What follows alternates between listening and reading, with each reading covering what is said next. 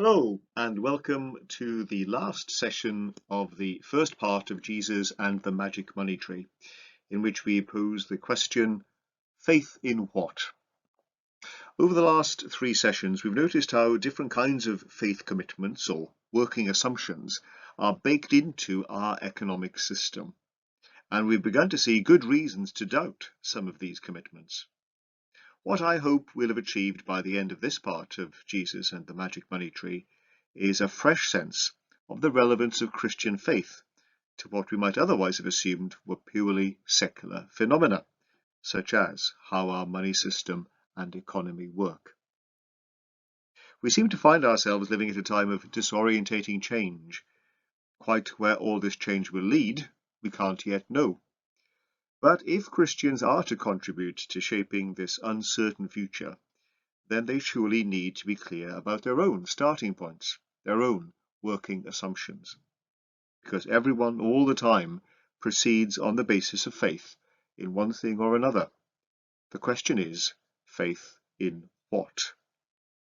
So in this session, we'll be connecting some of the ideas we encountered in earlier sessions with perspectives from the New Testament and from Christian tradition. So let's start off with three illustrations of how the working assumptions of Christians in years past differ from common sense economic assumptions today. Who do you think said, "The poor man has title to the rich man's goods, so that the rich man ought to let the poor man have part of his riches to help and to comfort him"? Was it Karl Marx? Was it Francis of Assisi? Was it Hugh Latimer, Bishop of Worcester? Or was it Jeremy Corbyn? The answer is Hugh Latimer, Bishop of Worcester in the 16th century. Absolute property rights is in fact a pagan idea deriving from Roman times, and it contrasts with the biblical notion that all your possessions are on loan from our Creator God, who is the origin of all life. We therefore remain accountable to God for the use of these possessions, and that's where we get the idea of stewardship from. In session 4, we read from Genesis 2 about Adam's job description as God's tenant steward. According to this way of understanding what it is to be human, to own anything at all is simply to have been entrusted with its use. And that use has to fit in with God's purposes for God's world, and we remain accountable to God for how we actually make use of the good things lent to us. Who do you think said, "According to the divine law, it is reckoned unlawful if the equality of justice be not observed in buying and selling, and he who has received more than he ought must make compensation to him that has suffered loss, if the loss be considerable"? Was it the prophet Amos? Was it St. Thomas Aquinas? Was it John Wesley? Or was it, again, Jeremy Corbyn?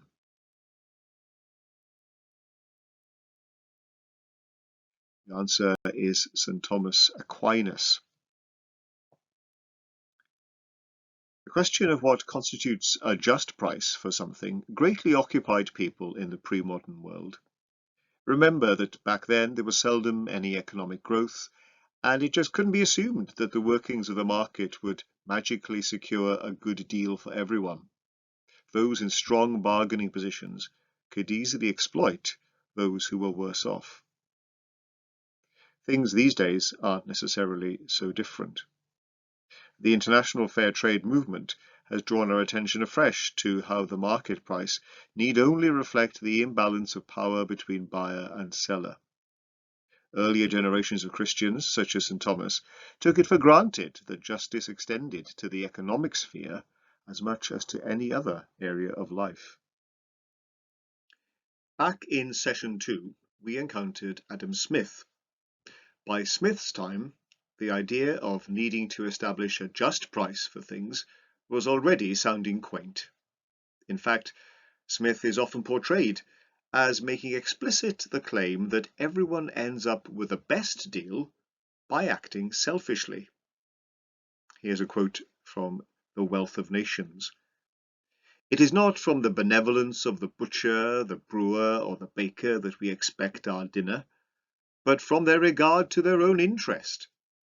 We address ourselves not to their humanity, but to their self-love." And here, of course, we have the origin of the idea of an invisible hand transforming private vice into public benefit. We should remember, though, that Smith was writing at a time in the late 18th century when steady economic growth had become the norm. And we should also remember that elsewhere Smith could express views like this: "It is reason, principle, conscience, the man within, who, whenever we are about to act so as to affect the happiness of others, calls to us that we are but one of the multitude, in no respect better than any other in it, and that when we prefer ourselves so shamelessly and so blindly to others, we become the proper objects of resentment, abhorrence, and execration." So, have a go at filling in the words missing from this extract from the 1552 Usury Act. The charging of interest is blank, as in divers places of the Holy Scripture it is evident to be seen. Which words should fill that blank? Is it perfectly harmless and natural? Is it a vice most odious and detestable? Is it a regrettable yet necessary evil? Or is it a recent innovation unknown to the biblical authors?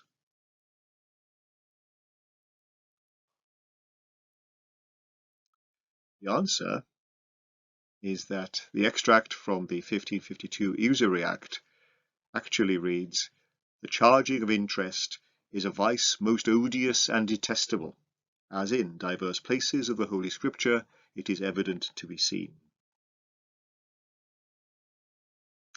Usury, the borrowing and lending of money with interest, was widely condemned in the pre-modern world, both in the Bible and by philosophers such as Aristotle. However, with the growth of international trade in the 16th century and the attendant increased demand for credit from merchants, Christian teaching began to change.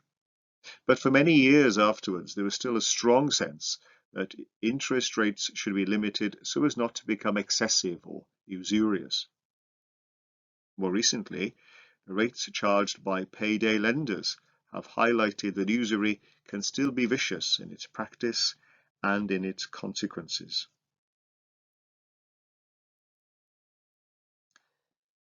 I'd like us to take a short break now to do a Bible study, and here's an intriguing passage from Luke's Gospel.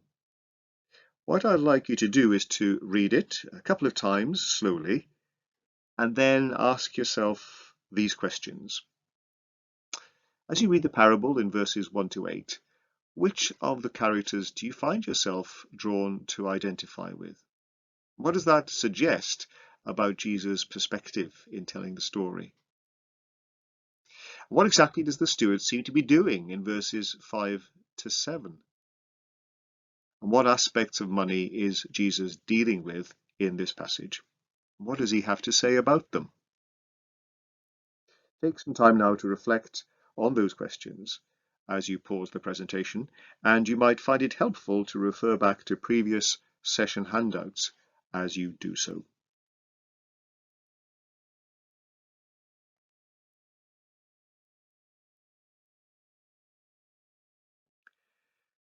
The key to understanding this passage lies in recognizing that the rich man was a usurer. His loans weren't acts of charity, they were made in order to recover a profit. Some words here from the commentator Robert J. Karris. The steward was authorized to make binding contracts for his master. The usurious interest would not be listed separately on the contract.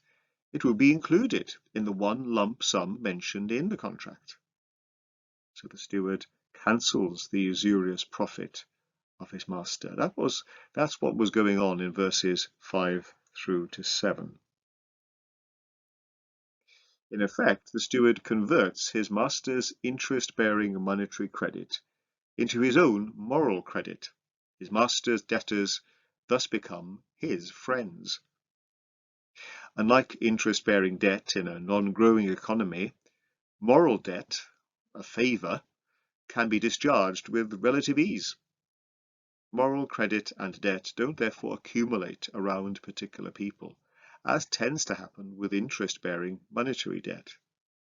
So Jesus is commending a gracious economy of freely circulating mutual favour, as opposed to one shaped by profit-orientated usury.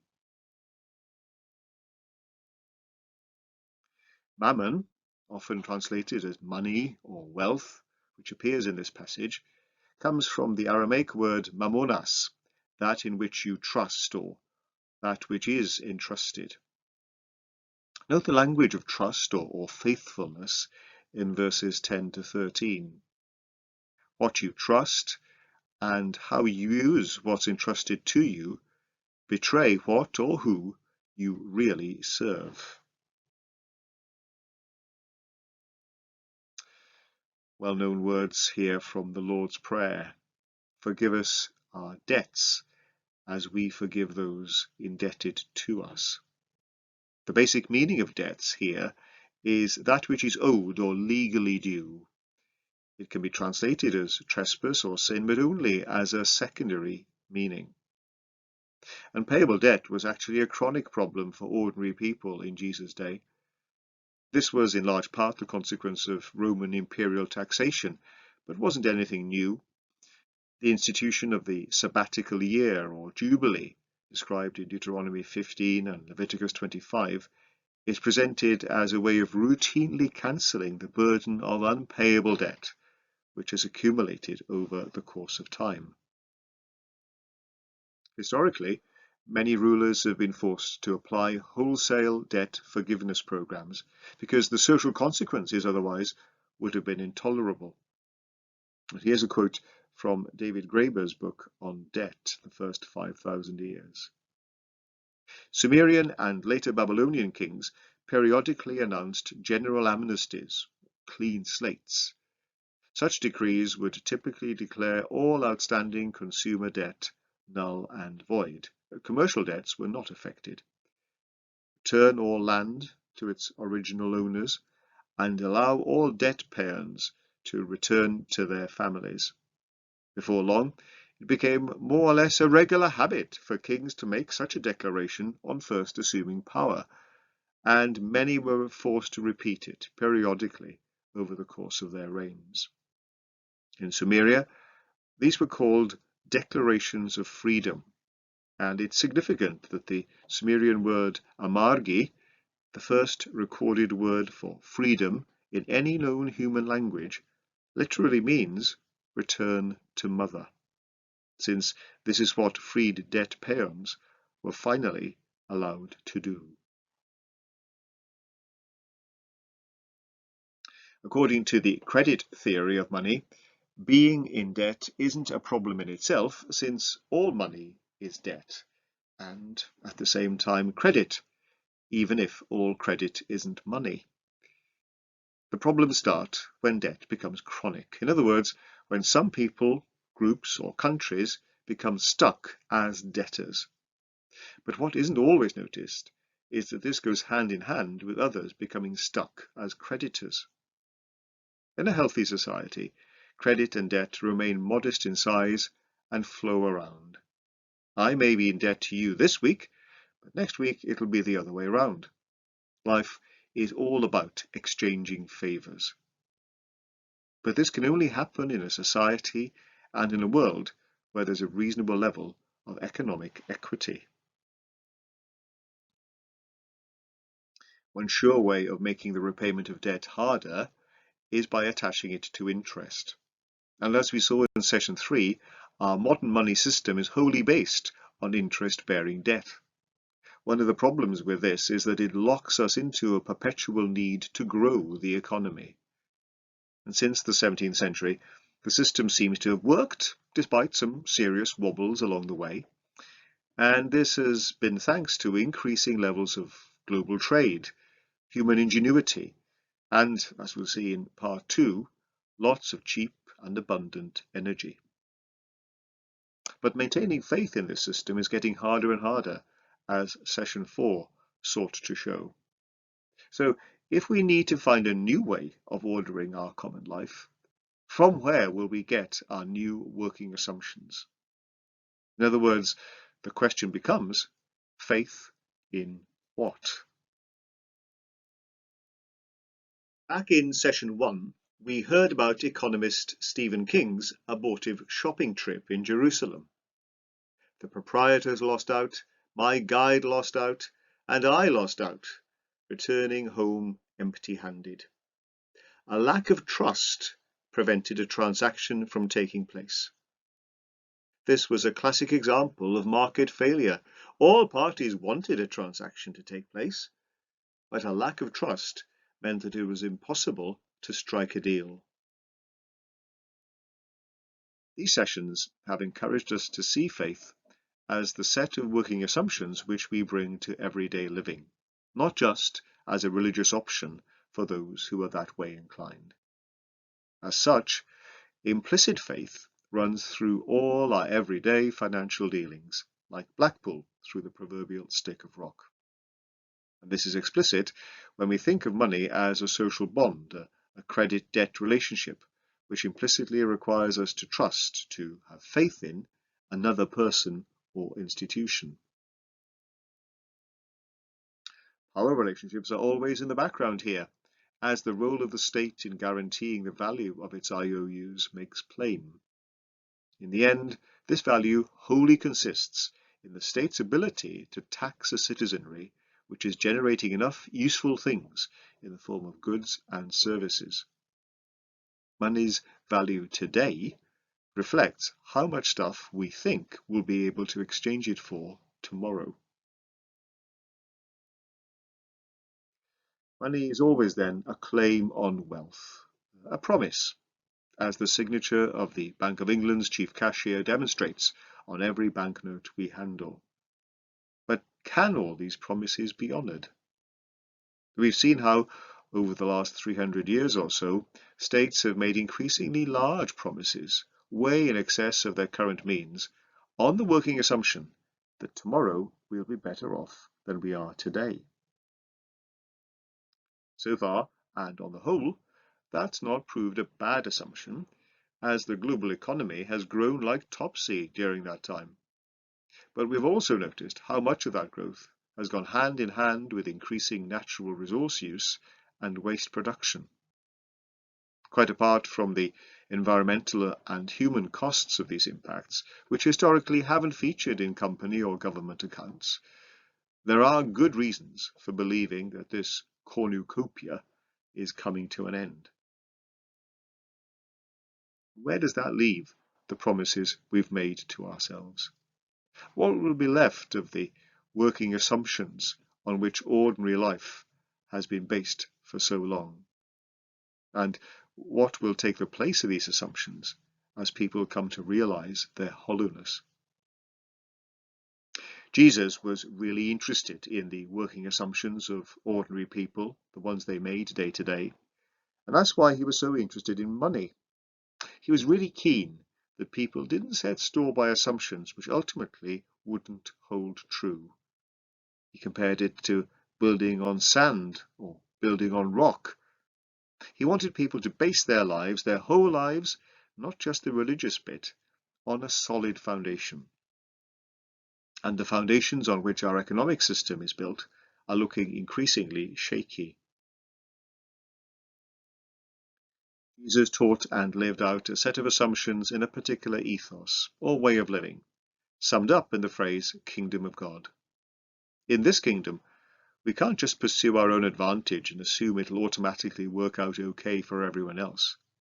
In this kingdom, justice, enough for all, is something that has to be deliberately embraced and pursued. But is Jesus' message, his set of working assumptions, true? We can't know, not with complete certitude. It all depends on how we join the dots, what shapes we seek to make out in the complicated mess of information and disinformation which daily assaults us. Some join the dots and see a magic money tree. Christians too see a tree from which hung a discredited prophet, yet which proves to be none other than the tree of life itself. Who's right? Well, we can't know, but we can and must make some working assumption or other. To act, we need to understand, and to understand, we need to take a step of faith. We take these steps all the time, of course, mostly without realizing we're taking them. But the question is, in what or whom will we choose to place our faith?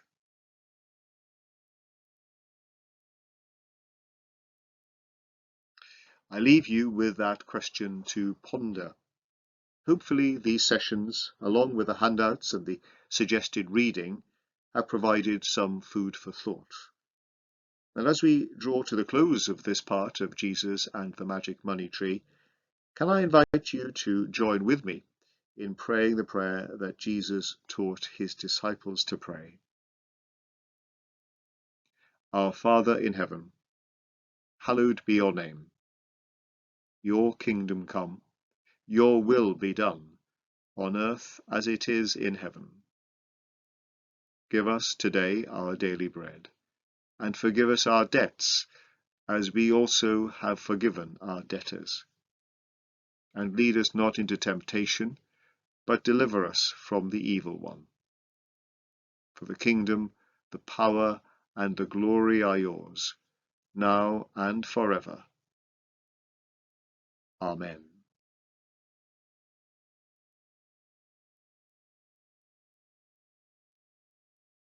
So, we've come to the end of part 1 of Jesus and the Magic Money Tree. But fear not, this is just the beginning. Having thought about how money works, part 2 goes on to examine the foundations of any economy, namely the natural world, which is, in the end, the source of all material wealth.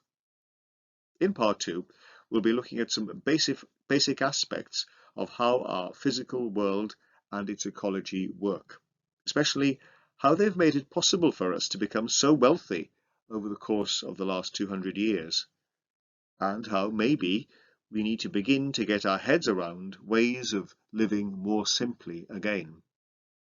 And part 3 will then go on to consider what it means, bearing in mind what we've learned in parts 1 and 2, to live as disciples of Jesus Christ at this time of unsettling change. So, thank you for your company during this first part of Jesus and the Magic Money Tree. Do keep checking the Jesus and the Magic Money Tree webpage to find out when parts 2 and 3 become available.